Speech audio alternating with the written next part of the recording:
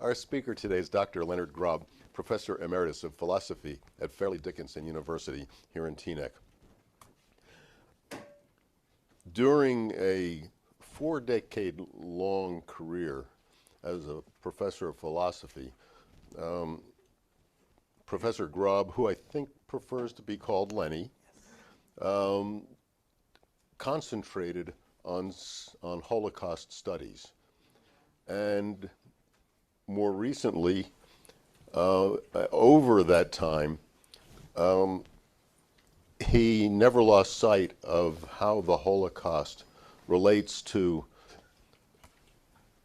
issues in the present day. And that's pretty much what he's going to talk about this morning, my understanding. He's written a number of books, including the most recent with a co-author, John Roth, called Warnings. And I'm going to leave it to him to tell you what he's warning us all about. So, Dr. Grob, Lenny. Thank you.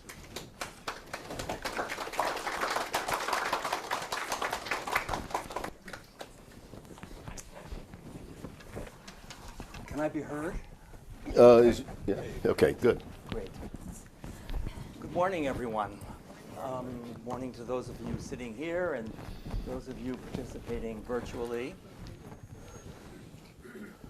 Is your Yeah, I turned it on. you turned it on? Okay. Yeah.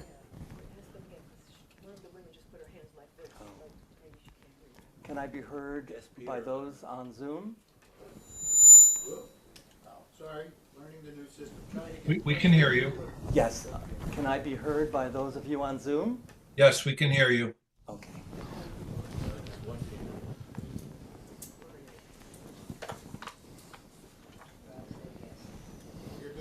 Okay, thank you. Jim, thanks for the introduction and for inviting me, and all of you inviting me to speak here this morning. I'm delighted to be back. I've spoken at Ethical Culture a number of times, and it's really wonderful to be here. Jim mentioned the book which I co-authored, which came out about a year and a half ago. And I want to begin by talking about some of the ideas in that book before I proceed to talk about post-election and resistance, which will be the main theme of my talk. So I'll begin by telling you why John Roth and I, both of us Holocaust scholars, decided to write such a book called Warnings. The full title is Warnings, the Holocaust, Ukraine, and Endangered American Democracy. Why did we decide to write this book? Dismayed by the increasing fragility of our democracy, we decided to sound an alarm, a warning, unfortunately one not heeded by the majority of American voters. We were certainly not the only ones frightened by what we saw happening to our democracy in the age of Trumpism. As scholars of the Holocaust, however, it was natural for us to view the current dangers to our democracy through the lens of what was occurring in Germany in the 1930s, another time in history when a democracy, then the Weimar Republic, was endangered. Yes.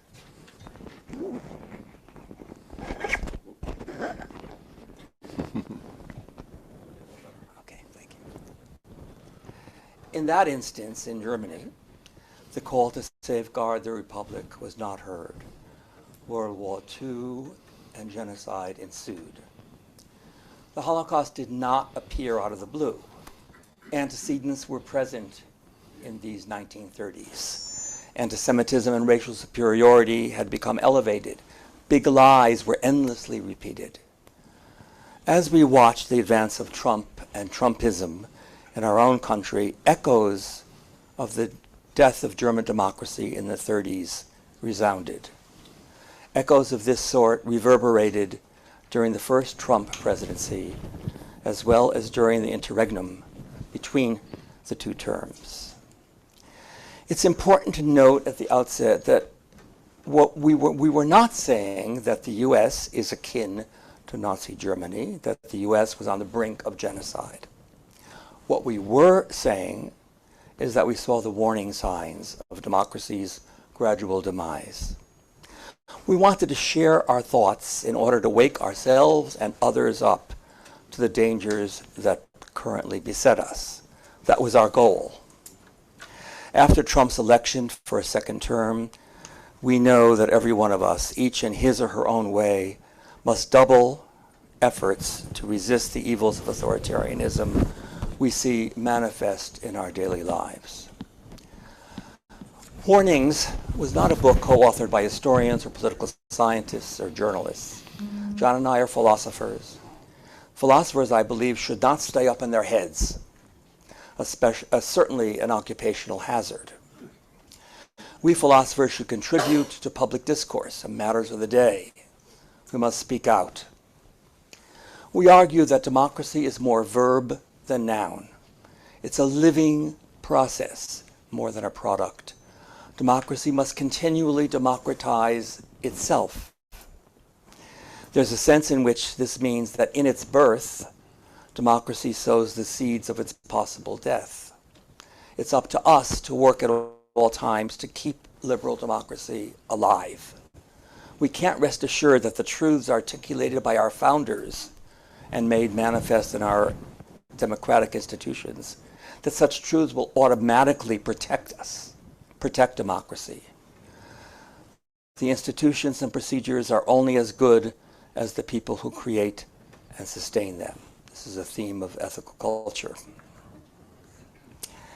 Thinking along these lines, we recall that democracy can be used against itself. An example from Germany of the 30s, the Weimar Republic was a democracy. It had an elected parliament, the Reichstag. But a few months after Hitler became Germany's chancellor in 1933, the Reichstag passed the Enabling Act, which gave Hitler power to govern by decree. Hitler did not come to power via a coup. He got absolute dictatorial power legally. That power enabled him to set aside any and all provisions in the Weimar Constitution. The self-destruction of German democracy eventually led to World War II and a death sentence to Europe's Jews. Analogies between what was happening in the 1930s in Germany and what's happening in our own nation are many. Lying was pervasive in Germany. Jews were deemed both a virus and a cancer on the Aryan body. They were widely believed to be the cause of Germany's defeat in World War I. In our nation, we know that Trump is liar in chief. Like other authoritarian leaders, he lies about and demonizes marginalized groups, Mexicans, other immigrants, the LGBTQ plus community, just to name a few. At this moment in time, the trans community has been and is currently singled out for Republican attack. Among the multitude of Trump's lies, the big lie, the lie that the 2020 election was fraudulent, stands out as a threat to future peaceful transfers of power, a key to democracy sustaining itself. Lying is the common denominator, grounding multiple forms of a growing authoritarianism in the US and unfortunately elsewhere as well. The prevalence of the lie welcomes in a so-called post-truth age. In a Trumpist world, we're unable to tell the difference between truth and untruth. Truth, our lodestar, the sense by which we take our bearings in the world. Truth is the principal victim of Trump and Trumpism. Truth, according to the philosopher Hannah Arendt, is the ground on which we stand and the sky that stretches above. Trump tries to overwhelm us with lie after lie, to sow such chaos with a cascade of antics that we lose our moral bearings. We become cognitively paralyzed. Another parallel between then and now. Religion in Germany was co-opted by the Nazis. German Christians, with few exceptions, increasingly succumbed to the growing dictatorship. Both Catholic and Protestant clergy acceded to Nazi rule. Today, the Orthodox Patriarch in Russia has given his full support to the invasion of Ukraine.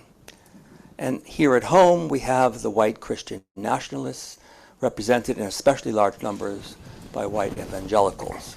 Without ongoing support from these white evangelicals, Trump would not have been elected both in 2016 and again in 2024.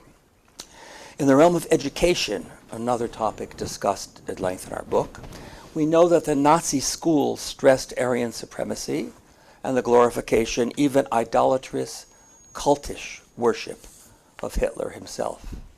One contemporary observer of Nazi education noted, and I quote, "The best thoughts in the educational system are those inculcated by marching."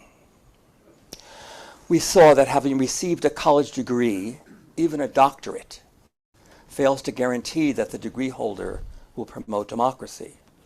If we had any doubts in this regard, it's made clear by studying the biographies of the 15 Nazi leaders who met at the Berlin suburb of Wannsee on January 20th, 1942. Their agenda? To make final plans for the genocide of the Jews, the so-called final solution of the Jewish problem. 8 of these 15 leaders, 8, had been awarded PhDs or professional doctorates. We argue in our book that democracy and philosophy are interdependent.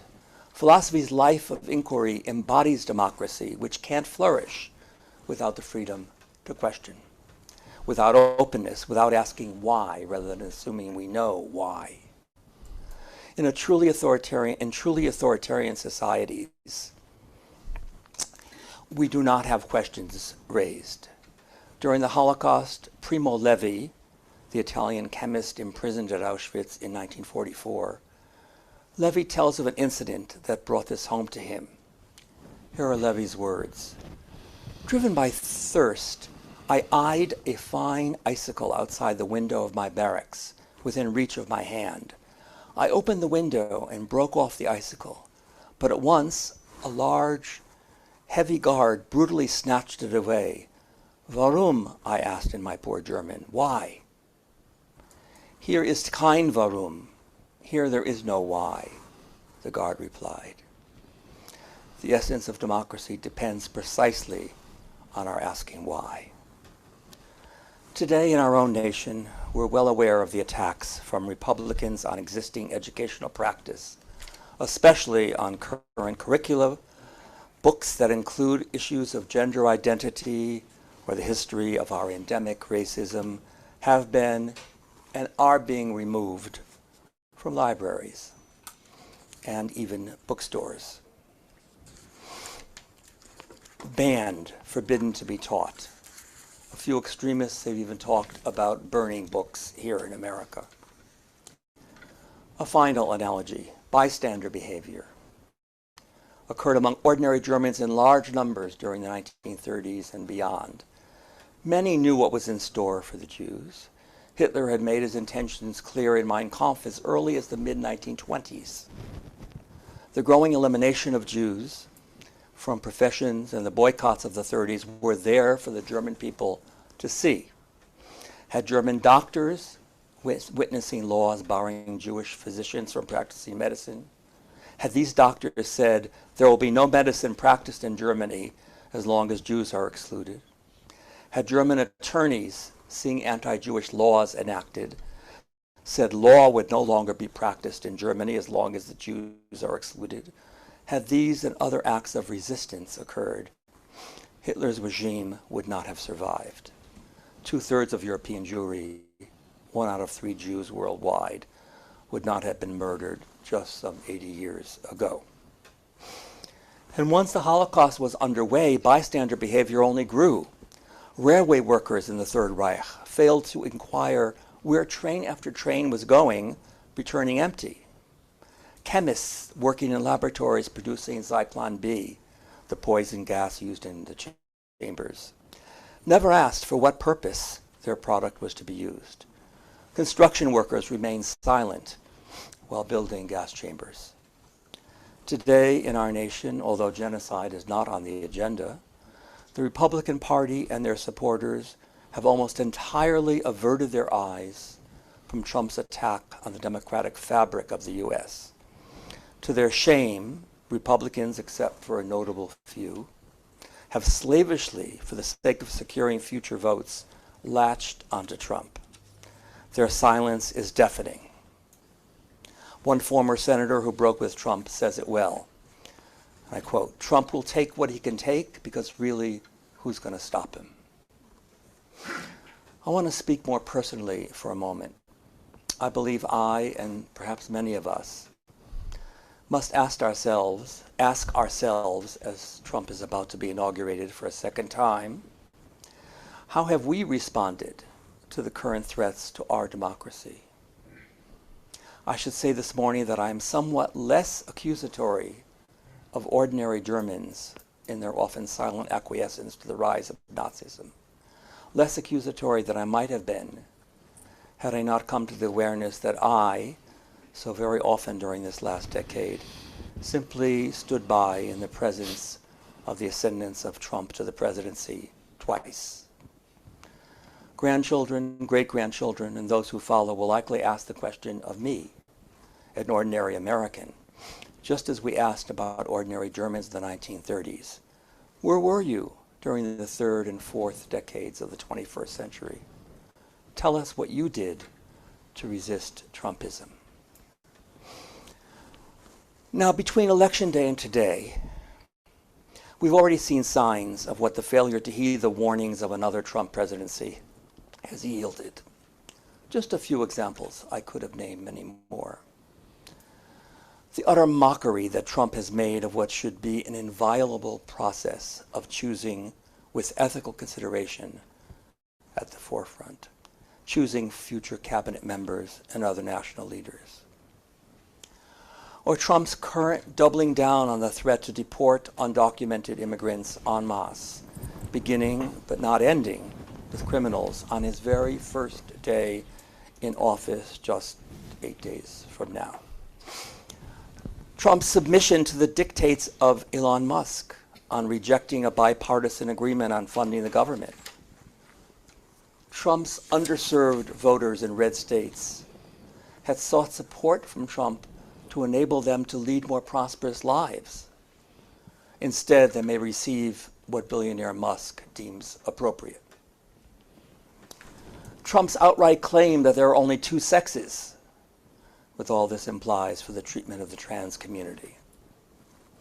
Trump's renewed, frequent emphasis on expanded tariffs, including those on Mexican and Canadian goods, tariffs that most economists predict will especially hurt the underserved, those who embraced him in such large numbers.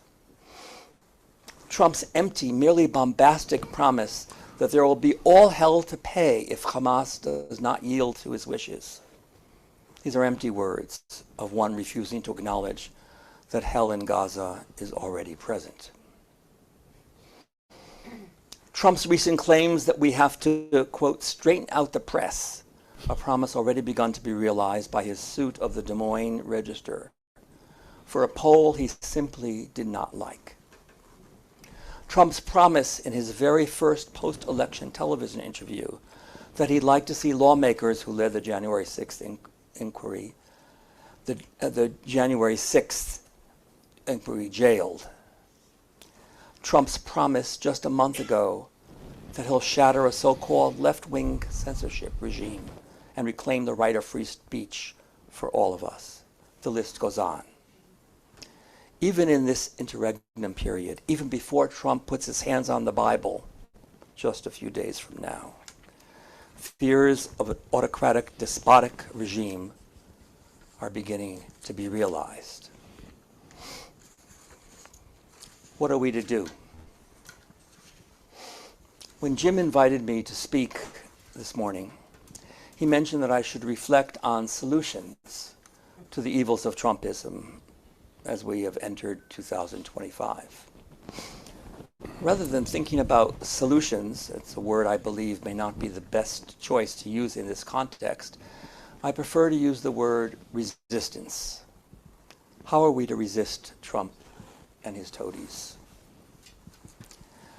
Let me say at the outset that as a Holocaust scholar, I'm especially moved by the example of Christian rescuers who resisted evil by hiding Jews during the Holocaust, resisted when their lives and the lives of their families were at stake.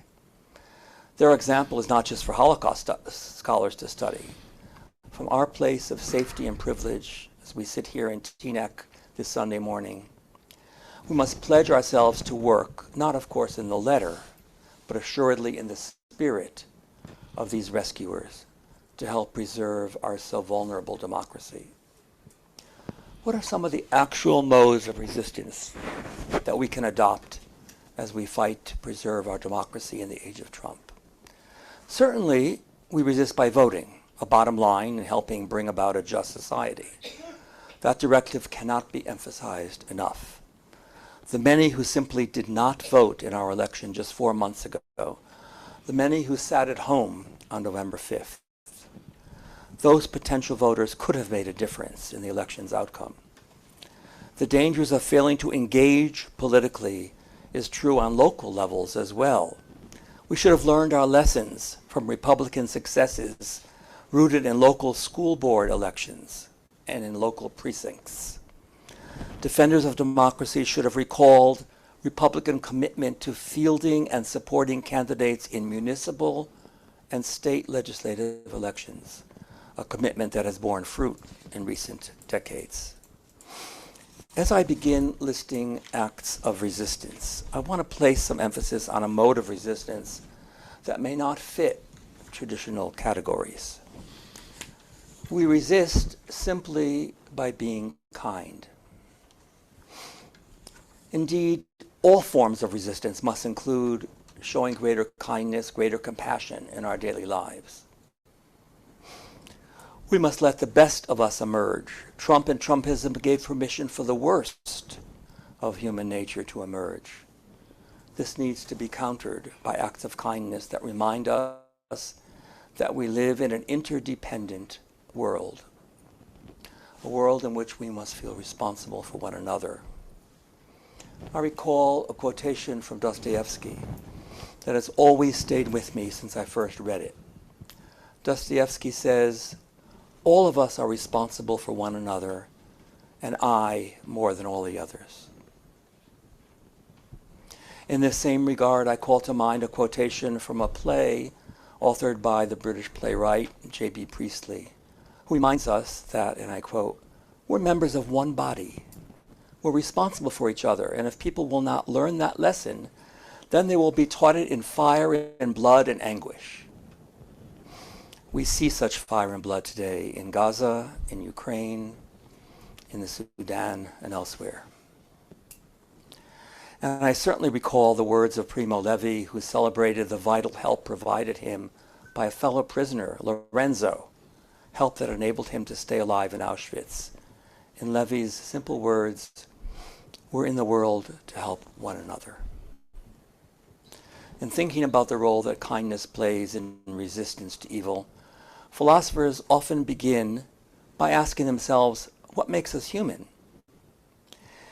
Is it that kind of reasoning that leads us to act solely or mainly in the name of self-interest? That assumption, if so, would make it difficult to understand where generosity, where acts of altruism come from. When asked who we are, René Descartes, the 17th century French philosopher, famously responded by declaring, "Cogito ergo sum." I think, therefore I am. Thinking makes me human. But one of my favorite philosophers, the 20th century French Jewish philosopher Emmanuel Levinas, says no, it's not cogito ergo sum that makes us human. It's not thinking that does it, but rather obligo ergo sum. I am obligated to others, therefore I am human. Concern for the other person precedes any other characteristic that makes us human. We can start small on this path of resistance. Small is no less political in nature than larger ventures that occur on a traditionally political stage. No one-size-fits-all formula exists for resistance. Each of us serves in our own way from where each of us stands in life. I must examine the quality of how I speak with my wife, my tone as well as the content of my words, how I both educate and learn from my children, my students, how I deal with conflict dialogically, affirming the other person even as I explain my reasons for holding opposing views. In my case, and in much of my work, how I deal dialogically with my fellow Americans, especially American Jews, in discussing the Israeli-Palestinian conflict, often such an emotional hotbed. All these and infinitely more acts of kindness are modes of resistance to the threats of democracy's demise. Modeling democracy through acts of regard for others can often seem but token, but nominal efforts compared to the critical need to resist threats to democracy at the hands of Trumpism. Yes, such acts are no short-term redress of the evils threatened and perpetrated by a despotic regime. The influence of kindness to others on preserving democracy is subtle, indirect, incremental, ultimately of essential importance if we are to resist Trump and Trumpism. This influence may be felt most in the field of education, where, for example, genuine dialogue must be embraced across the curriculum, not just in courses on critical thinking, for example. And I speak also of education that takes place in the home, parenting for democracy, talking with children or grandchildren about the ethical dimensions of the challenges we'll face under Trump's presidency is a critical form of resistance.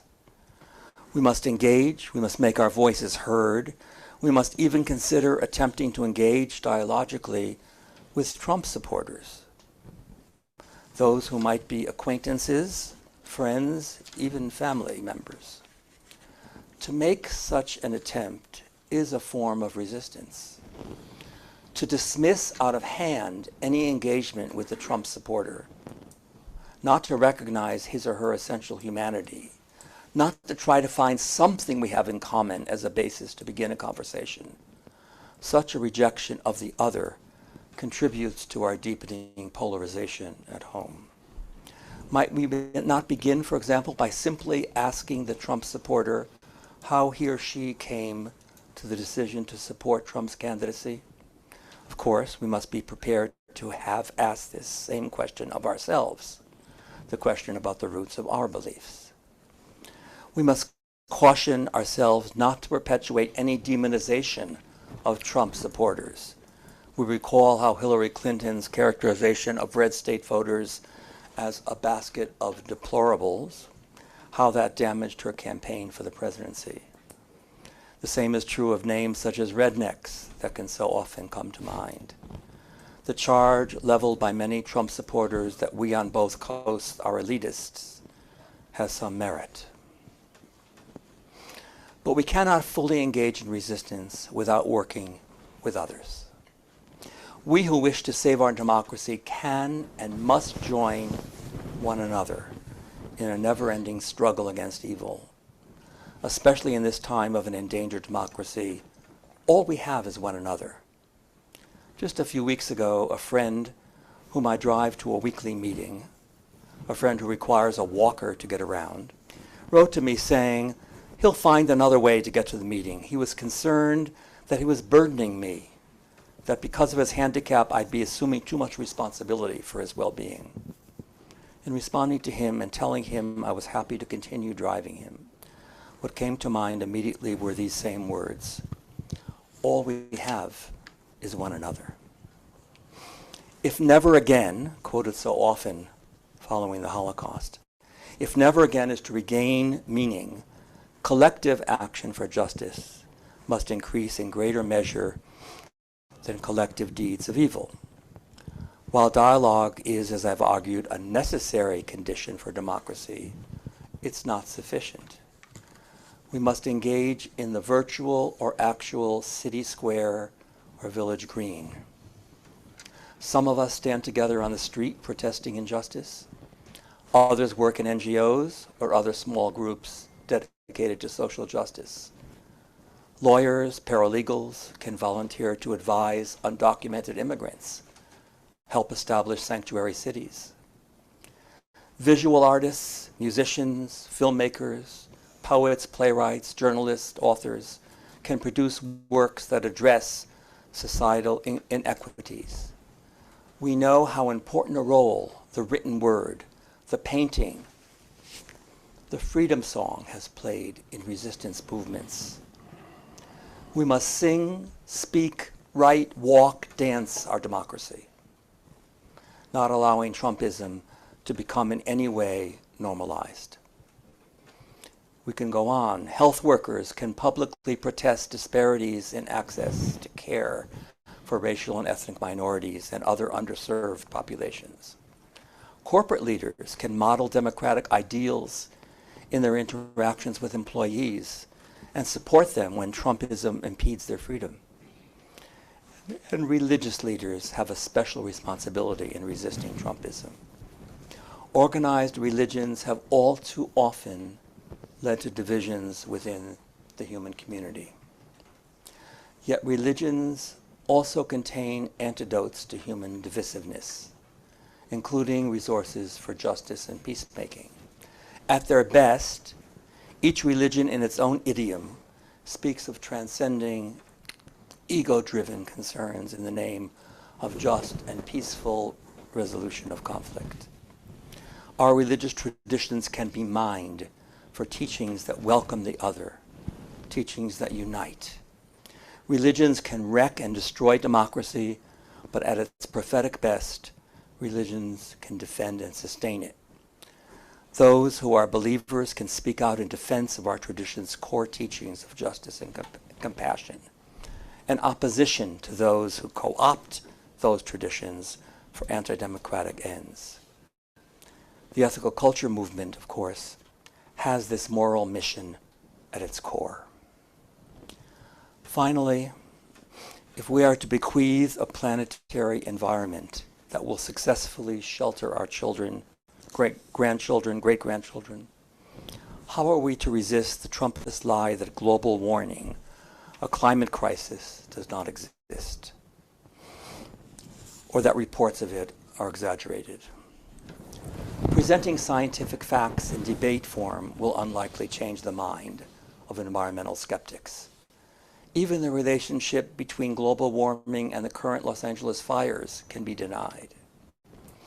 But mention of concern for future generations may lead to finding some small bit of common ground for constructive conversation. Climate crisis deniers, like environmental guardians, will not easily be able to avoid the question of the legacy they'll be leaving to those who will come after, thus making it more difficult for them to reject all attempts to heal the planet. Although piercing the ideological bubble of the skeptics is an enormous challenge. Even though it is a challenge, I, in particular, have seen young Americans today who have provided leadership in resisting lies about global warming. Their often bodily protests make concern for future generations visceral. I've been moved by grade school and high school students lying on the pavement in opposition to continued exploitation of the environment. In short, individuals must join hands in entering the public square, the locus of nonviolent actions that take their cue from the civil rights movement of the late 1950s and 60s, as well as from more recent protest movements demanding equal rights for the LGBTQ+ community. In mentioning rallies in the public square, I include possible acts of civil disobedience.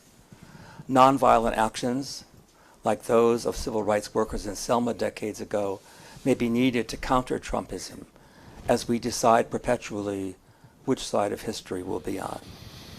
We must not be bystanders. In the presence of evil in any form, we must speak out. No racist, no homophobic, no sexist comments must pass us by without resistance on our part. I've just noted a number of modes of what I've deemed resistance to the evils of our time and place. But we have to acknowledge that despair in the face of Trump and Trumpism can so often haunt us, can lurk close at hand, can shut down hope as even a possibility. At a time when liberal democracy is under attack at home, and as we know in many other places throughout the world, despair inevitably lies in wait around the edges of our consciousness. But I argue that we must pick ourselves up to enter the fray, to oppose a growing authoritarianism at this inflection point in our history. We must trust in the power of our human agency. Let me offer a case study in which we would seemingly believe that there is no basis for hope as a critical dimension of our being, that human agency seems but futile. I talk of a tale that I'm sure many of us recall, the tale of the mythical king Sisyphus. Sisyphus was condemned by the gods to undergo an eternal punishment for the gods for having defied them. The gods condemned Sisyphus to an eternal repetition that required him to push a weighty rock up a mountain only to have it roll back to the bottom as he reached the top. We certainly are justified in asking what remains of Sisyphus' humanity, his ability to resist, his agency in this case. The philosopher Albert Camus gives us food for thought in responding to that question. Camus was fascinated by the story of Sisyphus.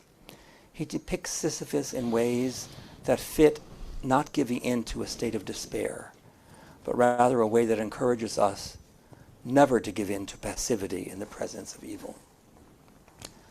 Camus writes, and I quote, "At the very end of his long effort to push the stone up the hill, Sisyphus stands at the summit, watching it rush down. He's about to go back down to the plain. It is during that pause at the top of the hill that Sisyphus interests me. If the descent is sometimes performed in sorrow, it can also take place in joy." Camus concludes, one can imagine Sisyphus happy. Happy in the sense that at least in his consciousness, Sisyphus is free. Camus thinks that Sisyphus can find joy in his labor, not because that labor can reach successful completion, but rather in defiance, in spite of an evil decree. Sisyphus does not give in. He manifests a key dimension of our being as human, our freedom to resist.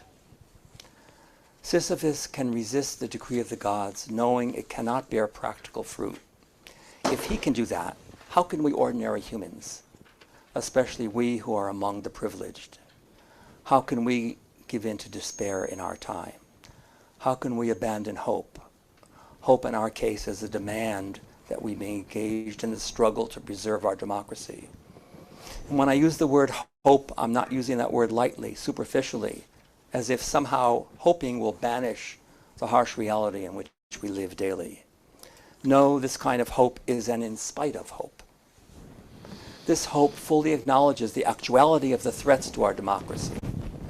It realizes that to continue to resist is a gamble, something we can't know will bear fruit. But this, in spite of hope, I believe, is a crucial dimension of our being as human.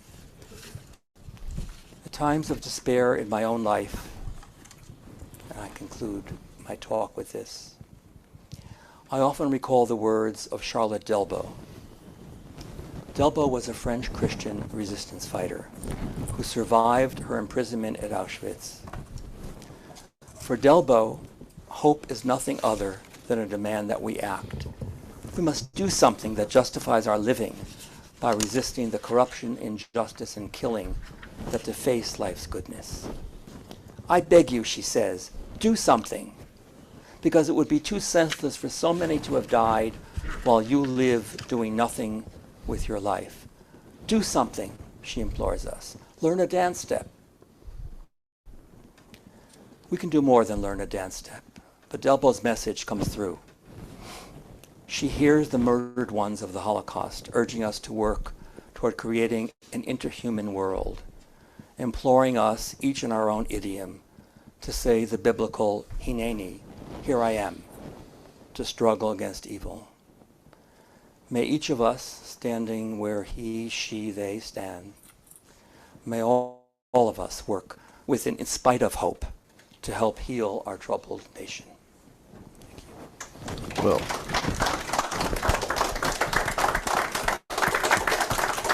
thank you. Thank you. Well, thank you, Lenny, for an inspirational talk.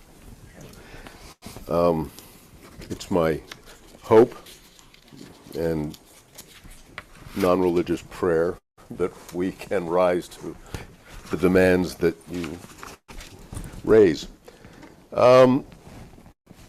First of all, we have time for a few questions from the Zoom and the room. So I'd like to, let's see, where are we here? Yes, resignations. We have an order that I have to, okay. So in posing questions, remember questions end with a question mark. They're rarely a statement, although they can include statements, but keep them brief. And starting with the room, Susan, I saw your hand up. Oh, let me give you a, So I'm Lenny's wife, and I have asked him this, so it's sort of unfair for me to throw this in. If anybody else here wants to respond to this, or Lenny, you gave us many suggestions for resistance, and I really appreciate hearing them. A few years ago, we were involved with people who were talking to people who had Trump signs on their lawns and even getting together in a room. And one goal was to ask these people, or whatever. I realize that I am completely unwilling to look at how come I have the views I have. How I was raised, I mean, jokingly said this at a meeting, I was raised socialist, anti-communist socialist. I'm not going to examine, that's the right way. How do I expect my friend Karen, who's a Trumper, how do I have the right to ask her where her views come from? I don't know, I'm not saying it very articulately, but you know what I mean? It's a complete hypocrisy on my part.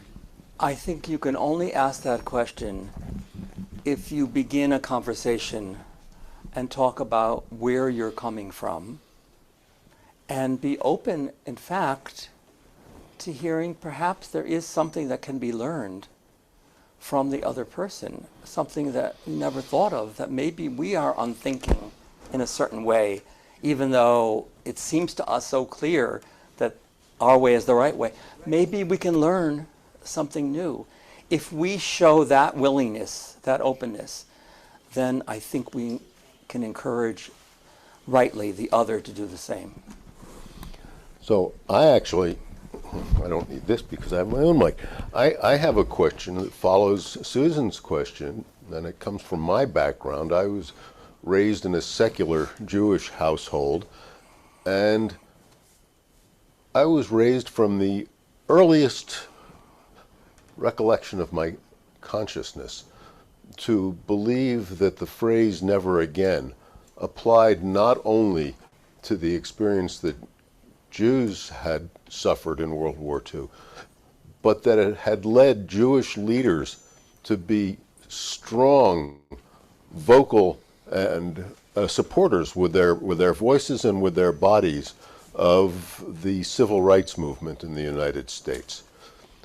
In a movement that would hopefully better the lives of many people who weren't Jewish.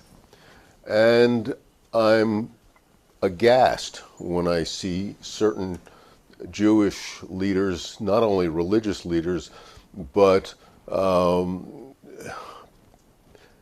leaders of culture who happen to be Jewish, supporting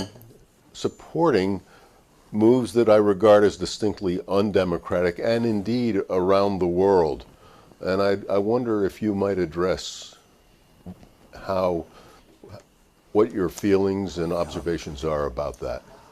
Yeah, I'm ashamed of the way many Jews are behaving, especially in the Middle East, especially in Gaza, at this juncture. And this is also true with regard to the failure to bring the hostages home. You know, redeeming the captive is a critical, crucial belief in Judaism, in the basics of Judaism. And of course, not to harm the other is crucial. I feel shame. I feel shame as a human being, and I feel shame, I guess, doubly because I'm a Jewish human being. I don't know what to make of it except to continue on the path that I am on, which is to talk about, you know, I'm a teacher and scholar. This is my realm. I've said lawyers can do certain things, doctors can do certain. You have to start from where you are. If you're a parent, you're a grandparent, I mean, wherever you are, that's all I can do. And hopefully this never again will be strengthened, as you say, not just for Jews, but for everyone. But I myself as a Jew feel a special responsibility. I feel a special call in the prophetic tradition, in the tradition of Abraham Joshua Heschel, in the tradition of Martin Buber. These are my favorite philosophers. I feel a special call as a Jew. Are there any questions on Zoom? Peter, are there any questions on Zoom? I don't see any hands I don't raised. see anybody right now.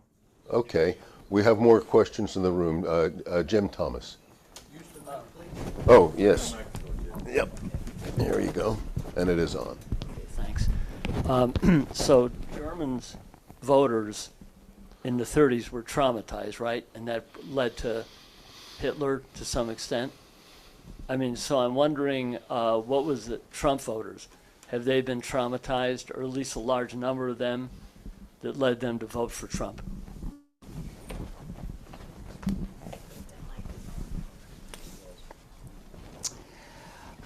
Look, certainly so-called ordinary Germans were traumatized by the economic conditions in Germany in the 1930s. They, since the end of World War I, they had experienced what they felt was severe injustice. Of course, that doesn't justify what they did, nor does the fact that I think the Democratic Party has not attended as they should have, as well as they could have, to the needs of the underserved in red states. I think that we can't use the excuse of being traumatized. We're the privileged. I think that many people who voted for Trump were traumatized by the fact that they saw no hope for the future. They saw that their children were not doing better than they. Often they were doing worse than they. I think that they did not see a horizon of hope. And so they voted for the strong man who promised everything to them and gave them false hope. I think we need to enter the consciousness as best we can of those who don't have. We have, sitting here in Teaneck on this Sunday morning. We are among the privileged, and we have to pay more attention and demand that our leaders in the Democratic Party pay more attention. It's one of the lessons of this election. It's often been said, this is nothing new that I'm saying, to the underserved. Lisa. Boy, thank you for your talk. So much of what you said just resonates with me. And these days I just feel like crying all the time because it's so real what we're dealing with. And your comparison to Germany is so real for me.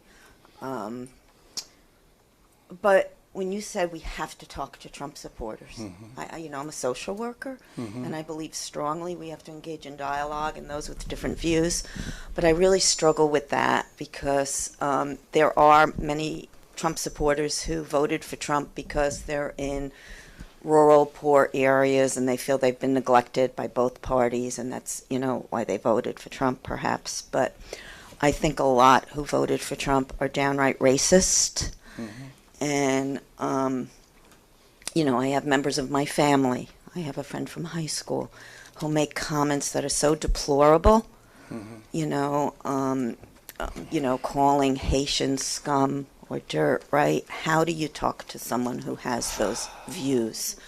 Or feeling that we should deport all of these immigrants because they're lazy and they don't want to work. I just found the best way, especially for people in my family, is just not to even go there, not even to discuss. I can't really engage in dialogue when people have these views. So your response to that? that. Very important question. I think all we can do, first of all, I think we can't give up and demonize them to the point of saying they're unwilling to change their racist, homophobic ways. I think that we can perhaps sow a tiny seed of doubt, of a tiny seed of an other way of thinking.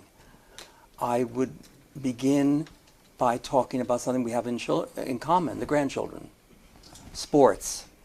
I would begin that way from the outside and move ever so slowly inward.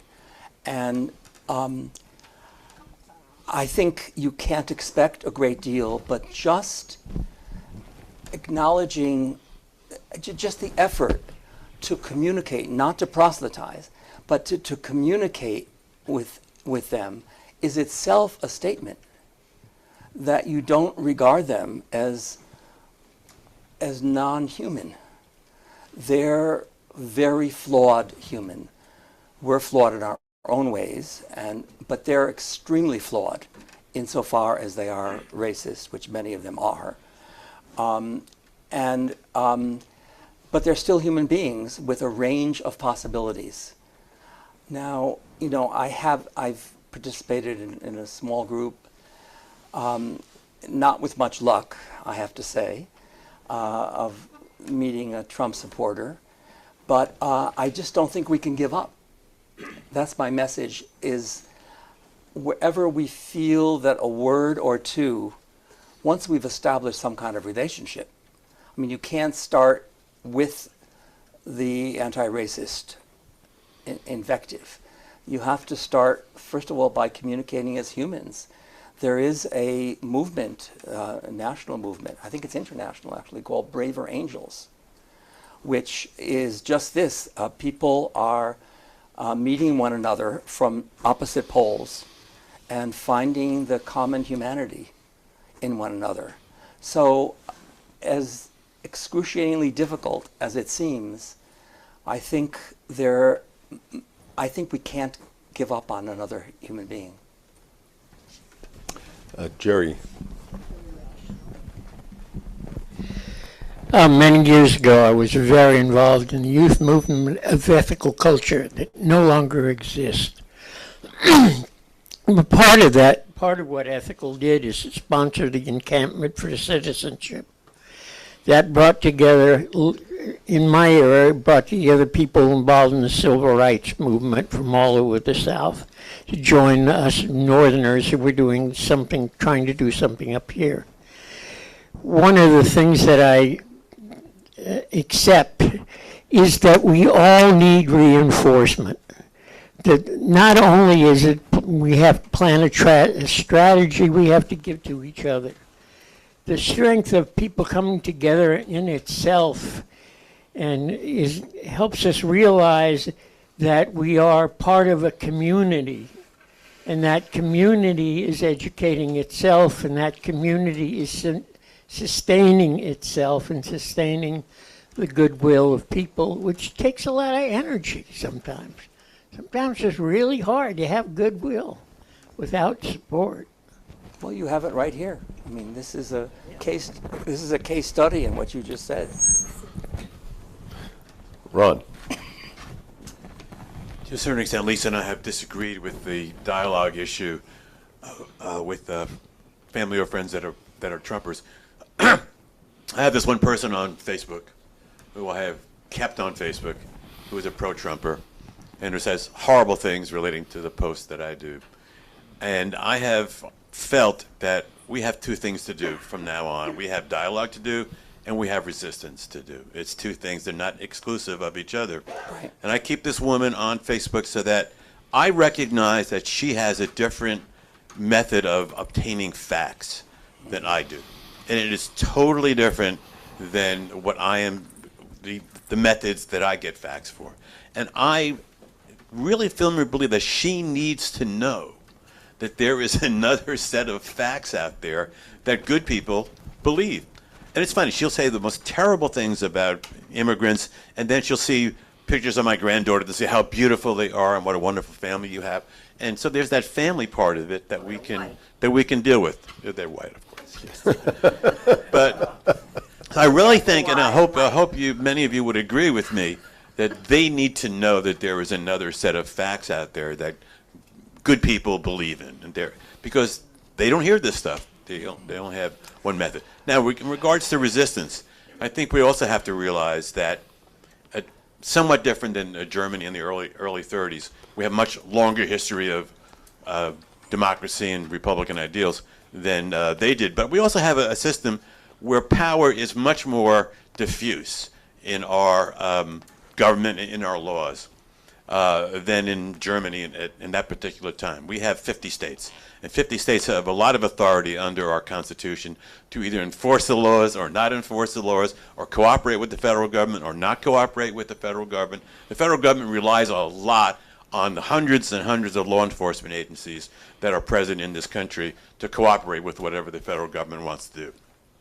So we have to be mindful to elect leaders in our state that are going to say to us, I'm going to resist the illegal things that the federal government wants to do. We have an election coming up for governor this year, and we have the primaries, and we have to ask these people that are running for office, what are you going to do to resist? Are you going to tell jail officers not to cooperate with immigration officers who want to arrest people, blah, blah, blah? And there's lots that we can do to resist, or at least not cooperate with the federal government. So be mindful of that when you start, when you vote and you choose leaders in our state, in our town. What are you going to do to resist? And we'll help you do that. It's a very, very good point. I spoke about local, the Republicans have excelled at the local levels. And that's... we're getting better at that. We are getting better, and we need to move. I just want to your first point, I just want to say something, because I can imagine a bunch of Trump supporters or ordinary Republicans sitting around and saying, boy, I wish they wouldn't only watch MSNBC and they need to be exposed to what we're listening to. Now, there's no simple equation here. I'm not saying that what's being said and what they listen to is morally equivalent to what we're saying. But I think there is something that we could learn. And I don't want to rest assured that my ways are 100%. I think they're in the 90s%. I have to admit that I'm not going to turn around and be different, but I can learn from them. So it's not only that they can learn; they do need to learn from the media that we listen to and watch and read. But I think we may need to open ourselves even just a little bit. Thank you, Lenny. Well, there's one hand up there. Well, I think we're going to... Don't, but you're the chair. I think we're out of time, actually, Mark. I'm sorry. But We can have discussion during coffee hour. during coffee hour, will you... I'm happy to stay. Okay. Absolutely. Mark, you can corner Lenny during coffee You got the hour. first Okay. conversation. So, thank you very much, Lenny, Very for welcome. You're very a welcome. wonderful talk. Okay, thank you.